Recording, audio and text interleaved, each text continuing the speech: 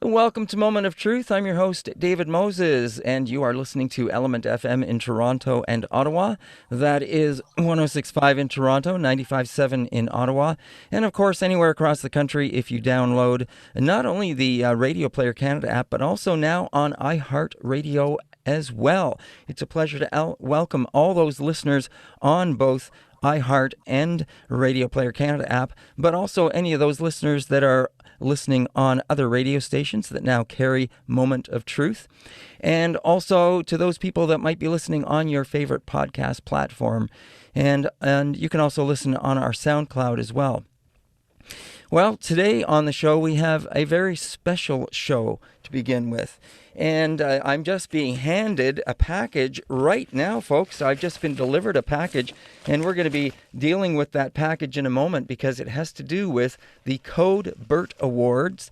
And we're going to be giving away some books a little bit later on. But first of all, I want to tell you a little bit and introduce you to the people that we're going to be dealing with on the show today. And it's a pleasure to have them with us here. So, the Code Burt Awards for First Nations, Inuit, and Métis Young Adult Literature. And today we're going to be talking about the Burt Award program. And it is a great storytelling program about promoting reading Indigenous-authored literature. The authors that we are featuring today have written stories from many different perspectives and include characters of different ages who face different challenges in their lives. And so we're going to be talking a little bit about the importance of storytelling, and especially for young adults and young adults. And storytelling is an essential part of our culture and our heritage. And young people have a huge selection, actually, of books that can reflect on different cultures, histories, and genres of storytelling, from novels to poetry to graphic novels and everything in between. And I'd now like to introduce you to one of the people we have on the show, and that is Nancy Cooper. And Nancy has been involved with the Burt Award program since 2018. She has helped coordinate the jury and selection committee and has supported the Burt Award program. And Nancy is from the Chippewas of Rama First Nation. She also comes from the Potawatomi and from the Irish background of people. She works with 45 First Nations and public libraries throughout Ontario, and is a consultant at the Ontario Literary Service. She's also a writer and the author of The Trading Tree. And Nancy, it is a pleasure to have you here on the show, and also to ask you to tell us, please, something about this wonderful award program. Oh, miigwech, David. It's really, really great to be here from Toronto. So I'm really happy to be able to join you with two of our winners of the Code Burt Award. We're here to celebrate Indigenous literature with you and your listeners. Code is an organization that's hosted this awards program since 2013. Code is an international literacy organization based here in Canada that for over the past 60 years has dedicated itself in advancing literacy and education in the world's greatest places of need. In Canada, this means presenting First Nations, Inuit, and Métis youth with stories that speak to the variety of Indigenous cultures, past, present, and future. These stories are also important tools for educators who seek to inspire a love of reading and learning in young people. The Burt Award came from the vision, collaboration, and generous support of a Canadian philanthropist, William Bill Burt, and the Literary Prizes Foundation, along with the close collaboration and input from the Assembly of First Nations, the Métis National Council, the Inuit Tapirit Kanatami, the National Association of Friendship Centers, the Association of Canadian Publishers, the National Reading Campaign, goodminds.com book distributors, and Frontier College. And of course, all the authors and their publishers that made these great stories possible. Mr. Burt passed away in 2018, and the Koyczan Foundation continued to fund the program until 2020, and we're so grateful for this support. Yeah, absolutely. So I understand that each year the Burt Award program awards 3 prizes to eligible authors, illustrators, and translators. Publishers submit 3 books, and a jury of Indigenous readers who have knowledge and understanding of young adult literature, literacy, education, and publishing read and select the three best. Then the authors receive a cash prize, and Code also purchases 2,500 copies of each book, which are then donated to schools, libraries, community centers, and friendship centers that serve Indigenous youth across the country. That's great. Yeah, and usually the award ceremony is held at a school in a community. The last one was presented at Kitigan-Zibi, and it was pretty awesome. All the kids came, and they were so stoked to be meeting the authors of the winning books that year, including Richard Van Camp and Sri Demelin. So they have all kinds of writing workshops, presenters, the teachers and the students get to go from workshop to workshop. And we have just a lot of fun celebrating Indigenous storytelling with the authors and the young people. But because of COVID, thank you very much, COVID, we can't gather in person. And so we're here to celebrate on the radio with you. Yeah, we are. And so we welcome you all to the Code Burt Award for First Nations, Métis, and Inuit Young Adult Literature Ceremony. And, I guess at some point we might want to have a drum roll, right? If we were going to be doing something like this. And Nancy, you're here to do the honors and announce the winning books. And we weren't able to have all of the authors with us today, but we do have two special guests with us. And we'll hear from them very soon. And I've been holding off announcing their names to you. But Nancy, it is my honor to be able to announce. Nancy, it's your honor to please announce that. Exactly. Thank you. It is my honor. And maybe you could dig into your package and hold that book up if it's in there. Open it up. Yeah, that could be our drum roll, the package opening.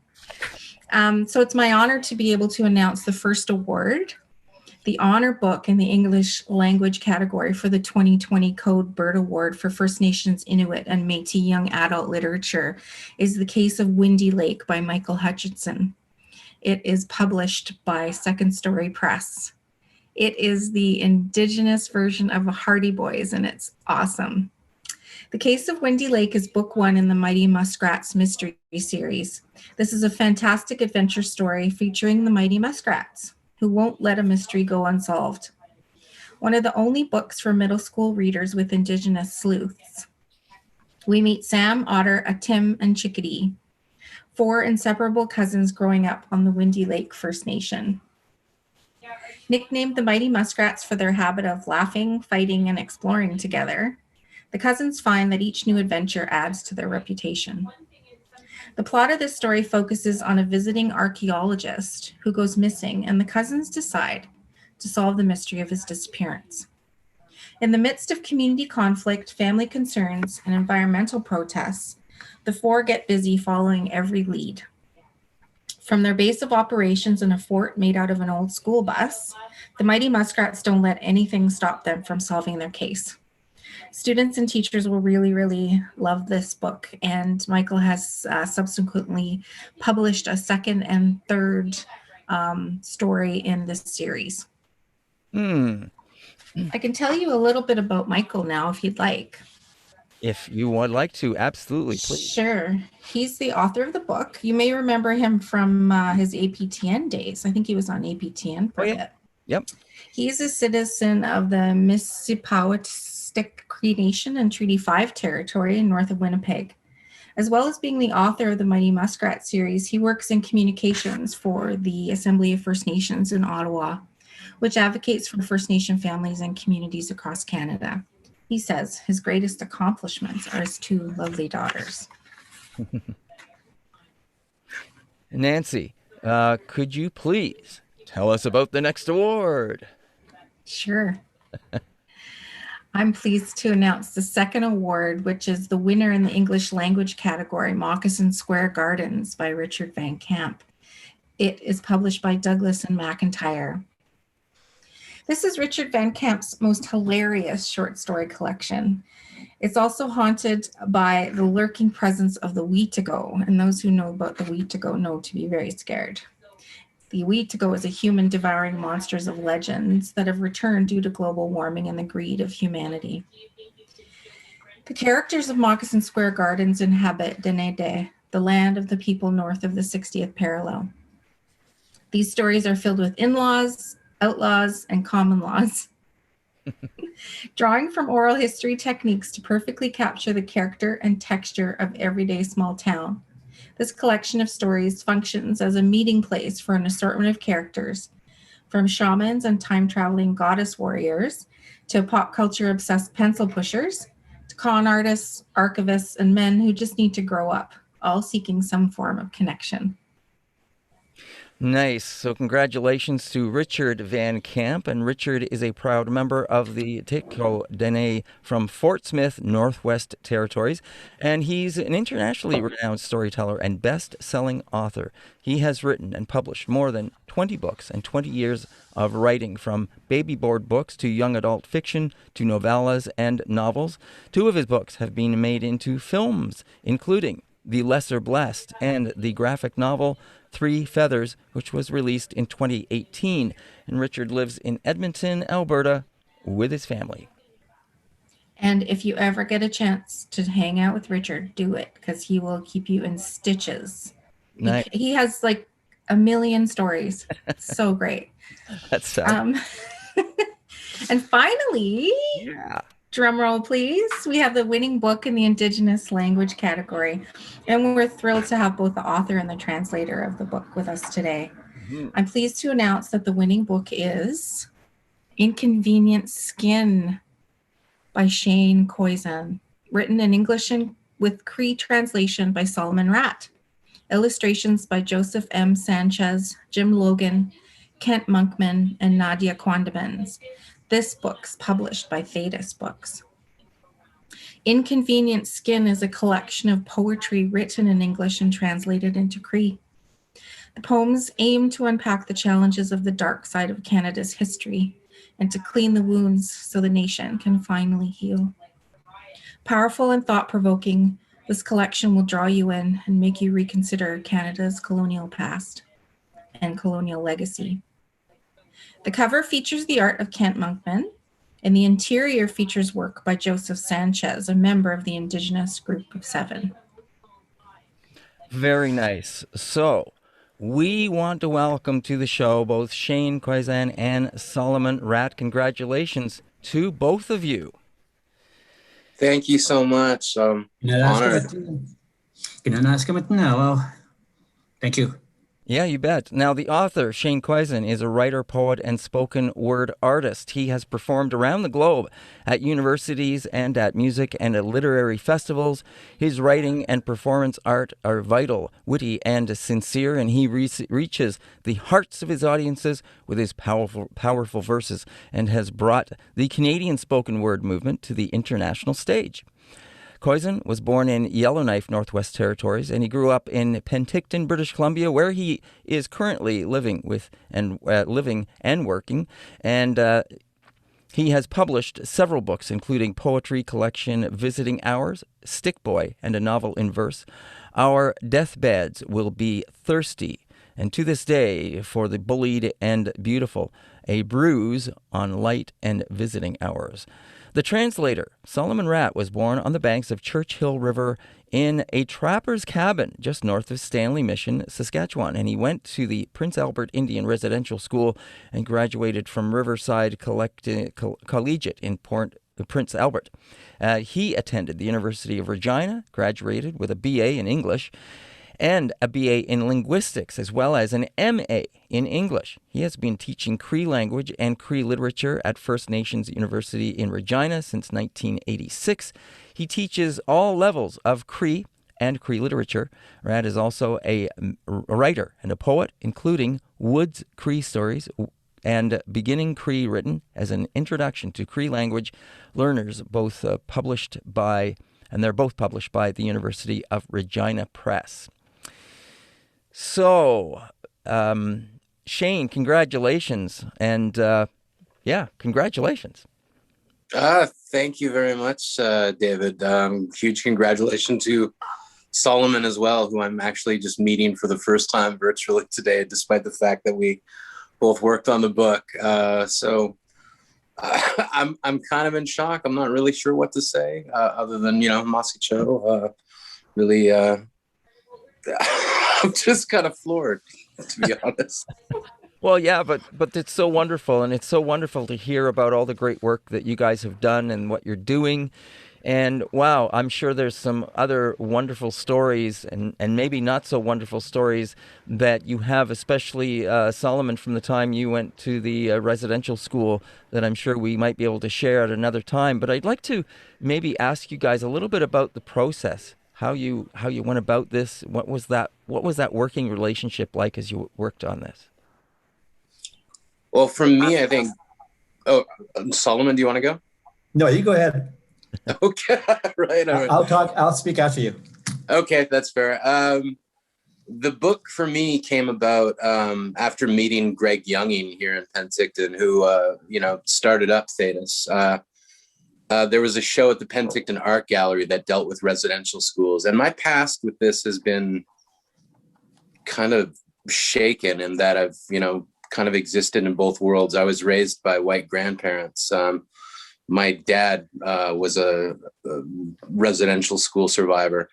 And growing up, I was always kind of trying to reconcile these two parts of my life. And growing up through school, it was very disorienting because you get told just a very little bit about the history. And so the more I delved into it, the more that show brought out of me. And Greg Younging is really the sort of, after speaking with him, I was kind of reticent to sort of like, should I be interjecting my voice here? Is it, taking up space in the conversation? And Greg was the person who really encouraged me to sit down and do this. And so very grateful to him for that encouragement and telling me to use my voice for this.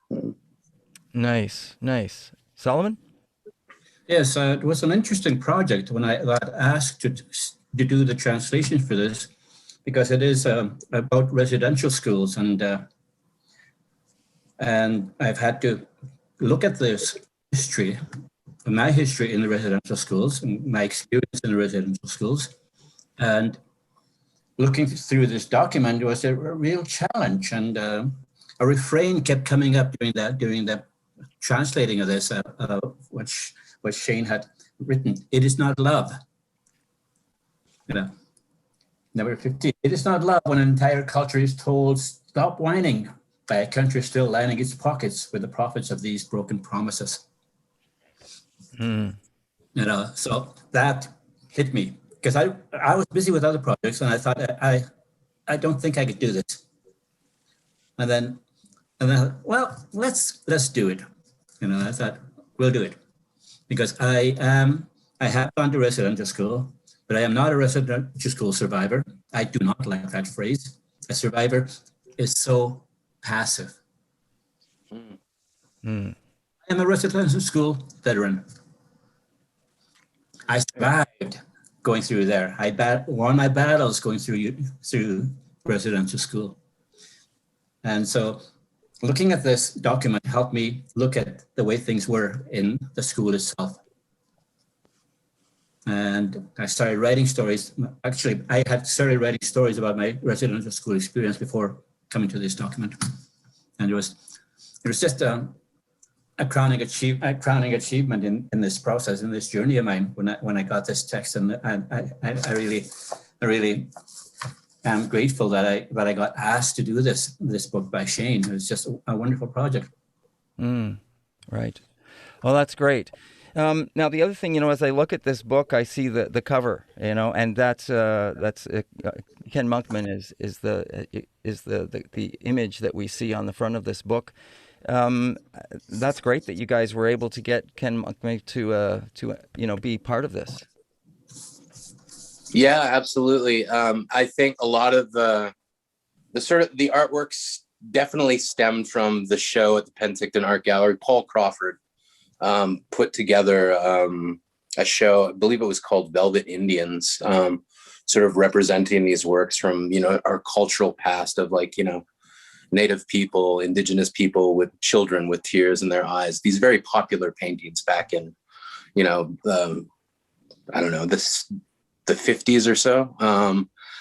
And the show really sort of, it started off in this sort of soft tone and then, made this transition into dealing with residential schools.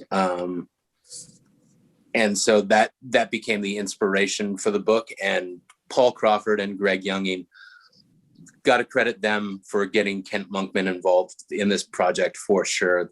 The fact that we were able to use his brilliant work for the cover of the book, just, when I got that news, my head kind of hit the ceiling.